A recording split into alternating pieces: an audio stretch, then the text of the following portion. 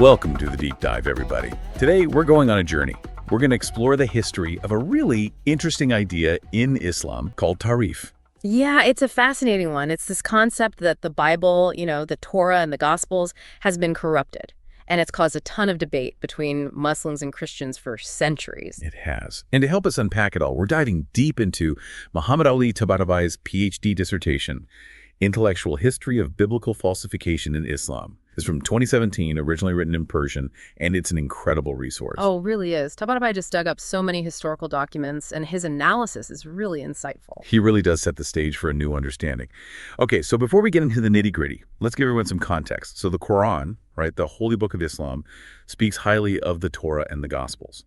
But there are also verses suggesting these texts might have been altered. How do we make sense of that? That's what's so cool about this. Tabatabai traces how this Tahrif idea developed over time. And what he finds is honestly really surprising. Like, one thing he does right off the bat is debunk this common misconception that the Quran got this idea of Tahrif from pre-Islamic groups who also thought the Bible was corrupted. Okay, so he's saying the Quran isn't just borrowing this idea from someone else. Exactly. He shows through his analysis that those earlier groups, their reasoning just doesn't line up with what the Quran itself says. So if the Quran's suggesting alteration, it's got to be for its own reasons. You got it. It's not just recycling old ideas. And what's even more interesting is that the Quran never comes right out and says the Torah or Gospels were textually corrupted. It actually shows a lot of respect for them, especially how they existed during the Prophet Muhammad's time. Wait, seriously, so what is the Quran criticizing then? It's more focused on the people of the book. That's the Quran's term for Jews and Christians and their actions. Things like hiding prophecies about the Prophet Muhammad, not following the Torah's laws, rejecting the Prophet Muhammad, claiming that stuff written by people came straight from God, that kind of thing. So it's about what they did and how they interpreted things, not that someone messed with the actual Bible. Exactly. And here's the real kicker. The 4 times the Quran does use the word Tahrif, it's talking about misinterpreting the Prophet's words or verses from the Quran, not changing the Bible. Wow, okay. So if the Quran itself isn't saying the Bible's been messed with, how did this whole Tahrif idea become such a big deal in Islamic thought? This is where Tabatai's historical deep dive gets really interesting. It really does. He uses all these historical documents, especially accounts of debates between Christians and Muslims from the first centuries after Islam began, to show how this idea evolved. And it's a wild ride that spans 5 centuries. Okay, now you've got me on the edge of my seat. Tell me more about this 5-century journey. So Tabatabai, he breaks it down into 4 distinct phases. The first he calls pre-formation, which covers the 1st century after the Prophet Muhammad, that's the 7th century CE. And what's striking about this time is complete silence on Tahrif. So no one's even talking about the Bible being corrupted yet. Nope, not at all. And what's remarkable is that in many of the earliest Christian sources from this period, there's no mention of Tahrif at all. Just like it wasn't even on the radar. Yeah, right. You know, we have the doctrine of Jacobi, writings from Sophronius, all kinds of Christian prophecies, and they're all silent on this issue of biblical corruption. Exactly, and that's why this early period is so crucial to understanding. Yeah. Because it really challenges, the assumption that accusations of Tahrif were just a defining feature of, early Christian-Muslim relations. Right. Instead, it seems like there were other theological differences that really took center stage. Right, so there's this interesting account of John Cedra, the Patriarch of Antioch. Oh, yeah. Engaging in dialogue with an Arab emir in the 630s. Right. And the emir's questions focused on these practical matters, like legal codes within the Christian community. Oh, interesting. And they actually imply this acceptance of the Bible's authority. Yeah, that's significant, right? Because it suggests that early Muslims, they weren't necessarily preoccupied with this idea of biblical corruption. Right. They were grappling with how to coexist, how to navigate, the legal and social realities of this multi-religious society. Right. Which is really interesting. Yeah, absolutely. So if Tahrif wasn't this major point of contention in the 7th century, when did it start to kind of emerge? So that's where we move into the formative stage, and this starts in the 8th century CE. Okay. And this is where we begin to see hints of Tahrif, but it's still far from a widespread belief. Okay. John of Damascus, a prominent Christian scholar. Oh, yeah. Wrote that only a small, a minority of Muslims at the time believed in biblical falsification. Interesting. So the idea was starting to take root, but it wasn't mainstream yet. Exactly. What kind of arguments were these early proponents of Tahrif making? Like, what were they saying? Yeah, well, it seems like, they focus more on, like, rejecting specific parts of the Bible rather than, claiming, like, a wholesale corruption. Okay. A good example of this is the account of a debate between a monk from Beth Hale and a Muslim official. Right. Now, the historical accuracy of this account is debated, and some scholars believe that, it may have been like later editions. So it's not the most reliable source. Right, Yeah. exactly. But even if we take it at face value, it doesn't like present a fully formed theory of Tahrif. Right. It's more about like highlighting perceived inconsistencies or contradictions within the biblical text. Okay, so we're starting to see the seeds of the Tahrif argument, but they haven't fully blossomed yet. Exactly. And we see further evidence of this in the correspondence between Caliph Umar II Right. and Leo III. Yes. There are different versions of these letters, Right. but the oldest version, which is likely the most accurate, Right. doesn't mention Tahrif at all. So even as late as like the early 8th century, Yeah. it seems like this idea was still relatively like marginal. Right, exactly. What other examples do we have from this time? A good example is the Abbasid Caliph al-Mahdi. Right.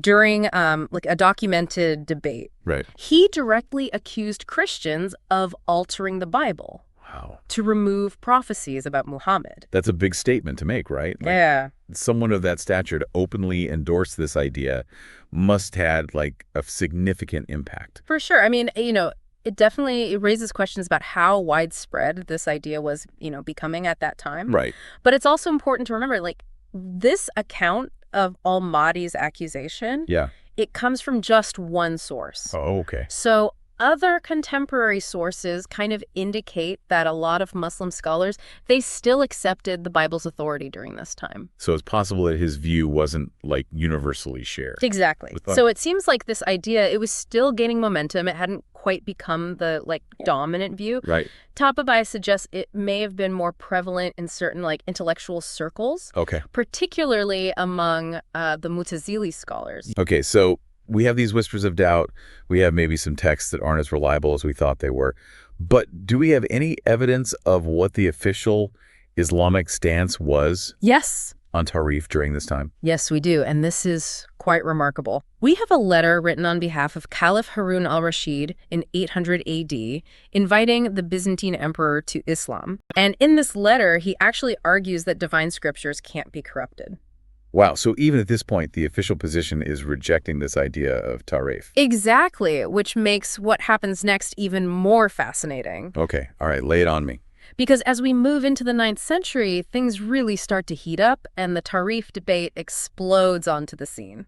Okay, I am ready for this. Tell me more. All right, well, let's save that for next time. Oh, man. All right, well, listeners, be sure to join us for part 2, where we explore how Tahrif goes from this fringe idea to this much more prominent topic of debate within Islam. It's going to be good. I can't wait. Me too. See you then. See ya.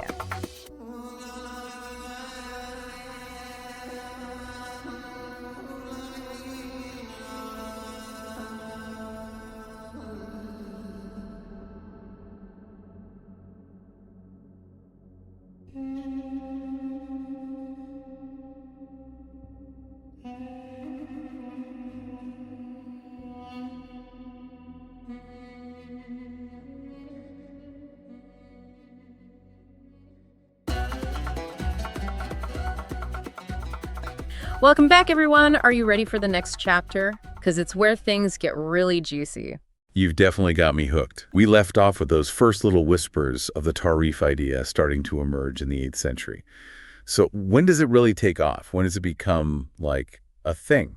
Well, that's what Tabatabai calls the emergence phase, starting in the 9th century, especially during the reign of Caliph al-Mamun. This is when Tahrif goes from being these subtle hints to being like a full-blown accusation from Muslims.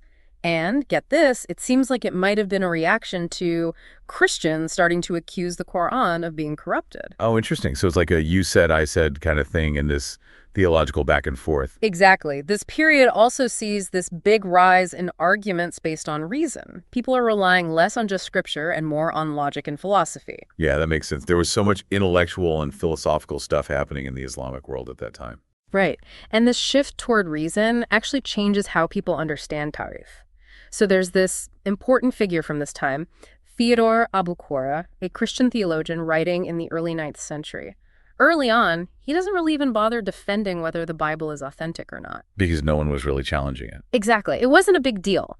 But when al-Mamun comes to power, things change, like big time. During one such debate in al-Mamun's court, a Muslim scholar accuses Abulquira of Tahrif. But wasn't that becoming pretty common by this point? Yes. But here's the catch. The Muslim scholar was using Tahrif in the sense of misinterpretation or distortion of meaning, which was how the word was commonly understood in Arabic at that time. However, Abulquira, whose native language was Syriac, understood Tahrif in its Syriac sense, which means to mix or to mingle. Ah, so a classic case of lost in translation, like those hilarious cross-cultural mishaps you see in movies. Exactly. This misunderstanding leads to a pretty heated exchange, with Abulquira firing back, accusing the Muslims of Tahrif by adding things to their scripture that were clearly not divine revelation. Wow, so he flips the accusation back on them. But using Tahrif in that newer sense of textual alteration. Precisely. And what's remarkable is that this might be one of the earliest recorded instances of the word Tahrif being used in Arabic to mean textual corruption. It's like we're watching the birth of this new understanding of the word, an understanding that would go on to have a huge impact on Islamic thought. So we've got dueling accusations of Tahrif, linguistic mix-ups, and the word itself taking on a whole new meaning. Things are getting pretty complex. Indeed. That's amazing. It is. It's a pivotal moment in how people understand Tahrif. It's like a linguistic turning point. So we've gone from these little hints to direct accusations, from focusing on people's behavior to the text itself. This emergence phase really solidifies what Tahrif means. Yeah, it lays the groundwork for what Tabatabai calls the consolidation phase, which starts in the 11th century. And this is when Tahrif really becomes widespread. Ah, this is where Ibn Hazm comes in, right? Bingo. Ibn Hazm, who died in 1064 CE, is like the poster child for the Tahrif idea. He went through the Bible with a fine-tooth comb, looking for anything that contradicted itself, anything that didn't make sense, any inconsistencies. So he's using reason and textual analysis to argue that the Bible is corrupted. Yep, and his work was super influential. After him, the Tahrif idea is everywhere in Islamic scholarship, but it's important to remember it still wasn't universally accepted. So even with Ibn Hazm being so influential, some people still disagreed. Oh yeah, absolutely. Tabatabai points out a bunch of scholars who weren't buying it. One big one is Ibn Khaldun, this famous historian and thinker from the 14th century. He completely rejected Tahrif. Interesting. So even as Tahrif becomes more popular, the debate keeps going. That makes sense. What about the Hadith and Tafsir, those other Islamic traditions? Do they support this timeline that Tabatabai has laid out? They do, and that's what makes his research so convincing. He shows that in those very first collections of Hadith, the sayings of the Prophet Muhammad, there's no mention of Tahrif at all. It's only later, starting in the 2nd century AH, that's after Hijrah, the Prophet's migration to Medina, and continuing from there, that we see Hadith pop up that actually support Tahrif. Wow, that fits perfectly with the timeline. What about Tafsir? Those are like interpretations of the Quran, right? Yes. And it's just as interesting. So the earliest Tafsir from the 1st and 2nd centuries AH, they're mostly focused on this idea that Jews are hiding the real Torah. They're not saying Jews changed it, just that they're hiding parts of it. So again, it's about what people are doing, not the text itself. Exactly. But then, as we get to the 3rd and 4th centuries AH, the Tafsirs start talking about both hiding and changing the text. It's like this idea gradually gets bigger and more complex over time. It's amazing how all these different parts of Islamic tradition fit together to support Tabatabai's timeline. So he proposes this 4-stage framework. Okay. Preformative, formative, emergence, and consolidation. So we're going to see, how Tahrif went from practically non-existent in early Islam to, something that was widely accepted a few centuries later. Exactly. Yeah. And what were the key turning points?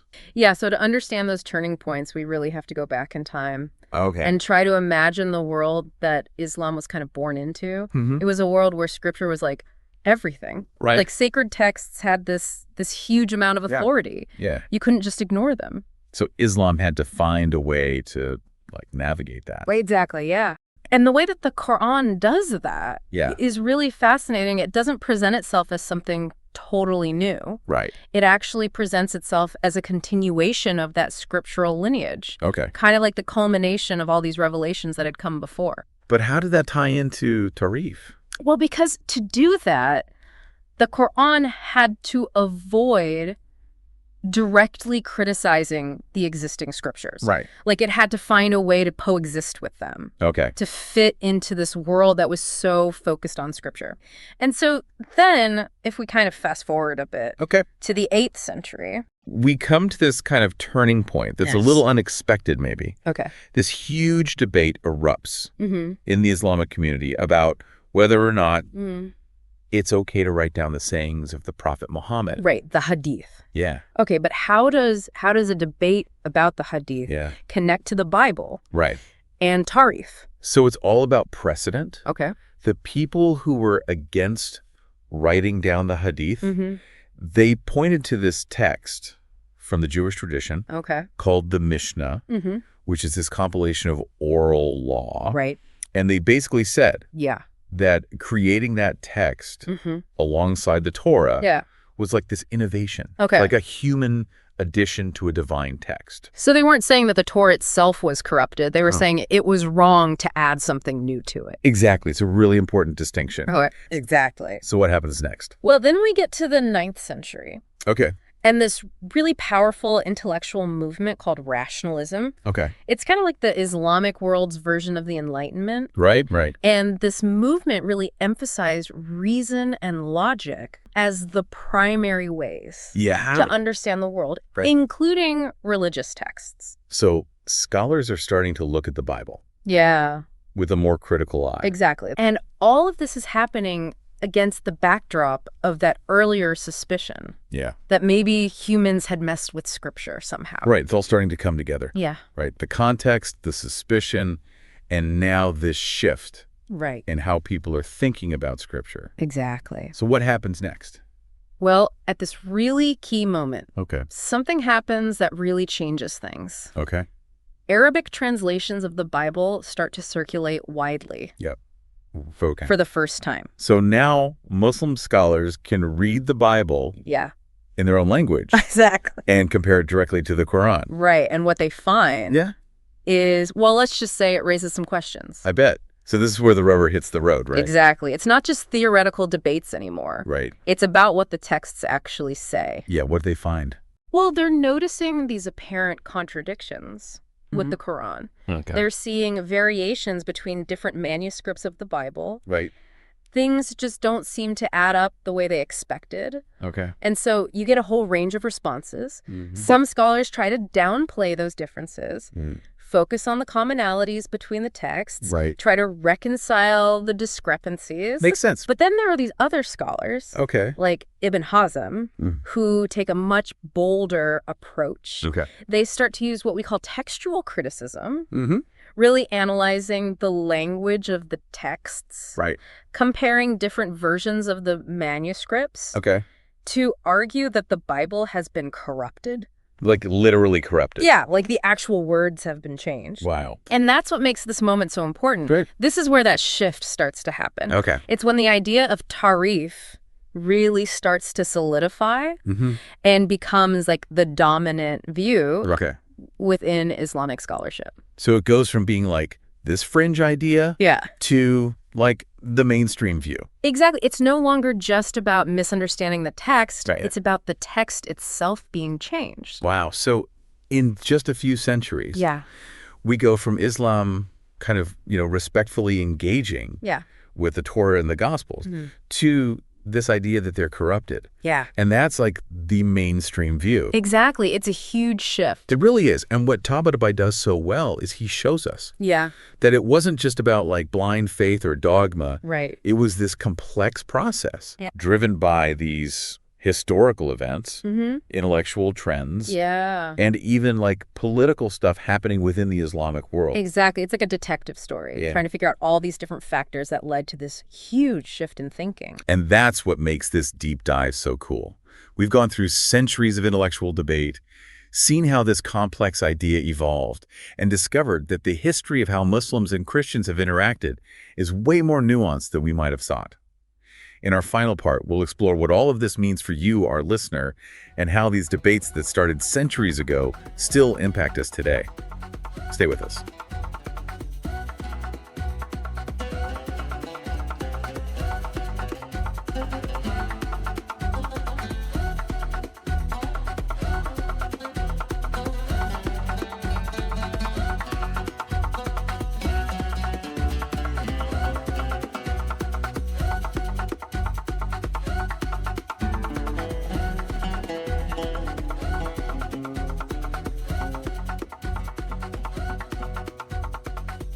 All right, so we've gone through all this history. We've seen how the Tahrif idea developed in Islamic thought, from not even being mentioned in the earliest days to being this big idea that a lot of people believed, but not everyone in later centuries. Yeah, it's been a wild ride, right? And it just shows you how much religious ideas can change and evolve over time. Like, they're not static, they're always being influenced by history and what's going on in these big theological debates. For sure. But let's bring it home for our listeners, Why should they care about this centuries-old debate about whether the Bible's authentic or not? How does it affect us today? That's the million-dollar question, isn't it? Because, believe it or not, this whole debate still affects how Muslims and Christians interact today. Like, if we understand the history of Tahrif, it can give us some clues about the tensions that exist between these two faith communities. So this isn't just ancient history.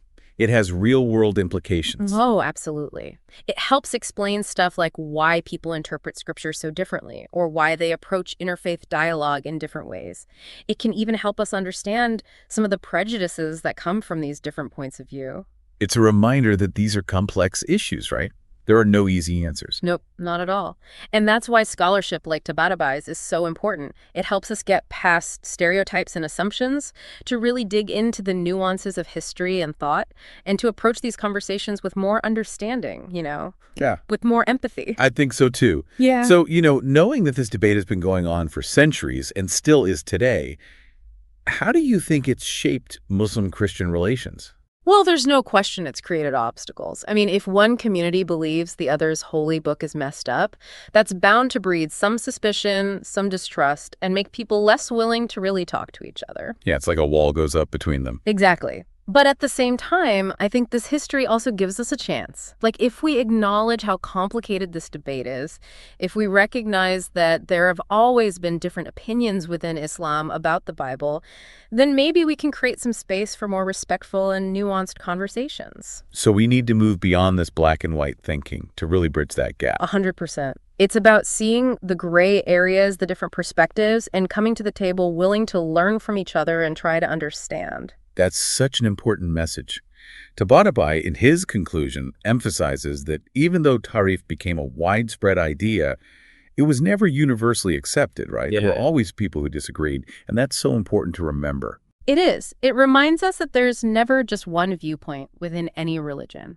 There's always room for debate, different interpretations, different perspectives. Well, folks, that's our deep dive for today. We've explored this fascinating history of the Tahrif idea in Islam, busted some myths, and I hope we've all gained a new appreciation for how complex religious thought is and how important it is to have these interfaith dialogues, even, and maybe especially, when things are tough. Keep thinking, keep learning, and keep those brains buzzing. And never stop questioning. Keep searching for understanding and dive deep into this amazing world of knowledge. Until next time.